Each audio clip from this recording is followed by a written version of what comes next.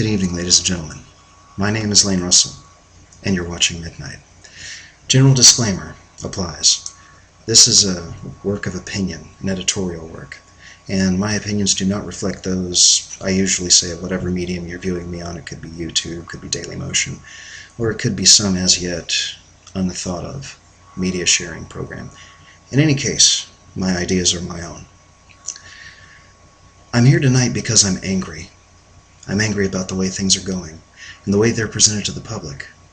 I'm angry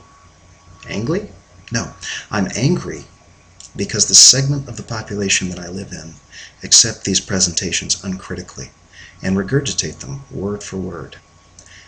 I mean, half the time they don't even change the wording to fit any original thought, and they don't adapt the information they've taken in to any kind of internal expression. It's almost like they're being programmed. If you've seen my previous recording, you will have divined by now that my political leanings are to the right, and that I have no sympathy for leftist dogma, doctrine, or ideas. However, this intake and regurgitation is not something unique to the left. I've seen people on the right do the same thing, parroting ideas, information, and other input word for word.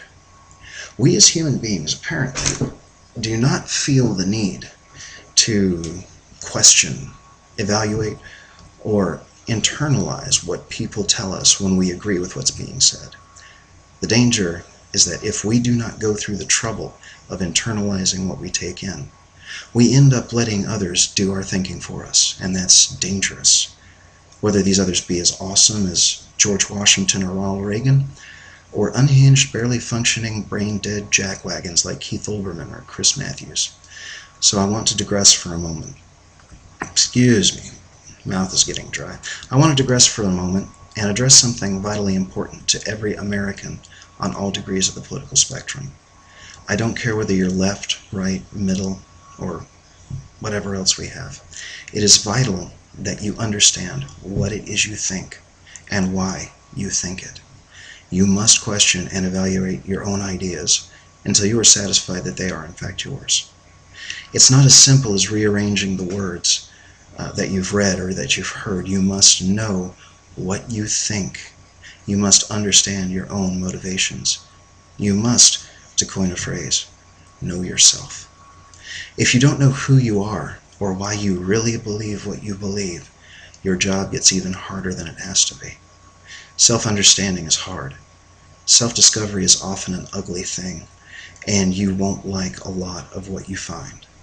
But if you don't have the internal fortitude to recognize and deal with yourself, you will become a puppet of whatever political entity you have chosen to follow. Whether you're a leftist or a right-winger, you must remember that these people that we elect work for us. No American must ever be a puppet.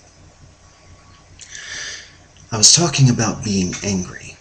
You see, the current administration has lied about everything from the first campaign meeting. The Democratic Party itself has been pumping lies far longer than that. That is not the problem. The problem is that when the party lies, people accept these lies uncritically, unquestioningly, and then repeat them as if gospel truth. That's to be expected, really. But when convincing or even simply valid counter-arguments are raised, these are waved off and the lies just keep on coming. When people speak the truth is mocked and ridiculed, set at naught. When Hillary Clinton shrewishly squealed, "What difference does it make?" concerning the Benghazi attack, people I knew swallowed and argued her line of reasoning wholeheartedly. Apparently there's no difference to them between 4 Americans, 1 an ambassador, dead of a coordinated, pre-planned, 9-hour terrorist attack, and a spontaneous demonstration. The significance of the fact that the terrorists would have had intel, weapons, resources, and assistance seems to escape them completely, as does the significance of the betrayal of our personnel and countrymen, since help was readily available, and the emergency response teams were begging to go in and were told to stand down.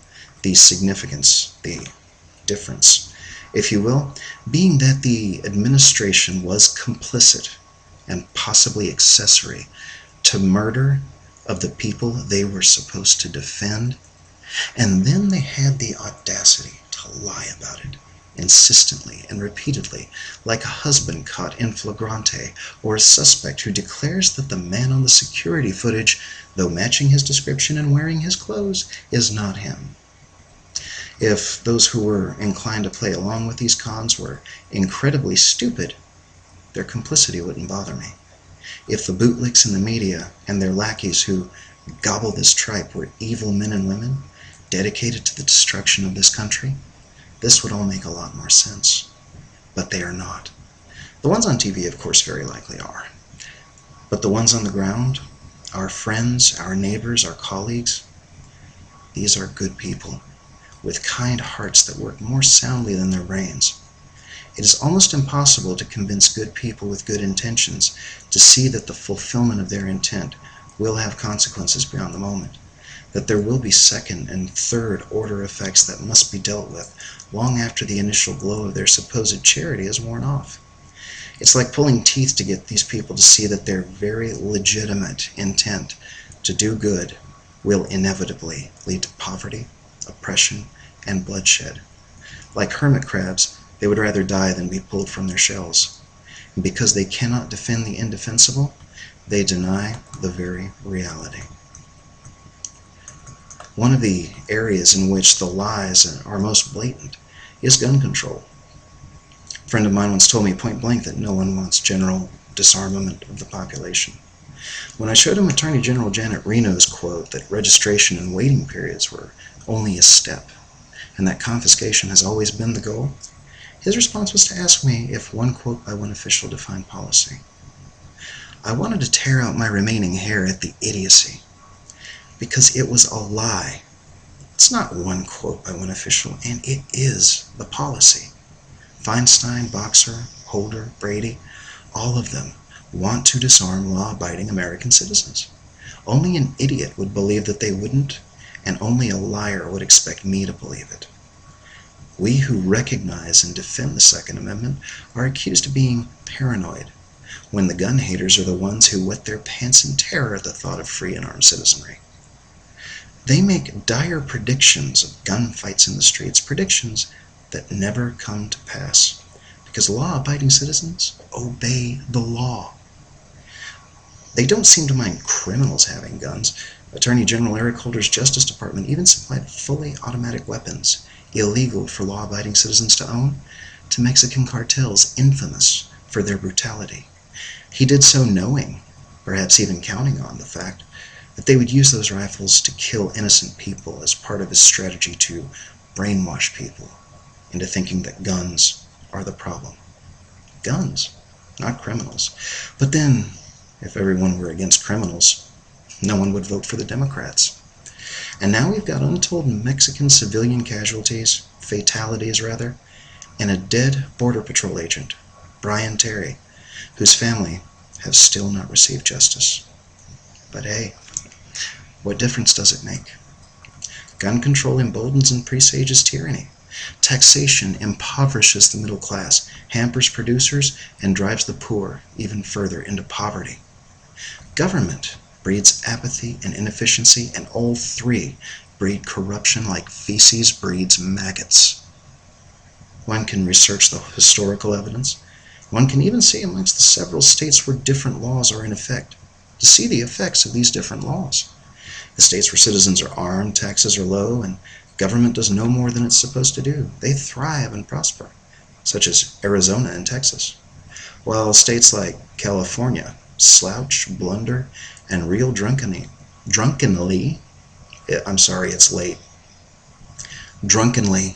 and inevitably toward their own self-destruction. This is common sense. This is reality. Not 10-round magazines and assault weapons bans, not higher taxes, and certainly not Obamacare. Okay, we're almost out of time, so I want you to walk away with this. Affordable health care, they're lying. It's already beginning to bankrupt us. Safe, legal, and rare abortions, they're lying. Abortion may be legal, but it's not rare, and it's definitely not safe. Common sense gun control measures, lying. Common sense would be to allow law-abiding citizens to be at least as well armed as the criminals, so they will leave us alone. You hoplophobic, misogynist, Marx-worshipping left-wingers out there, understand this. I expect you to piss on my leg. I only get angry when you try to convince me that it's raining.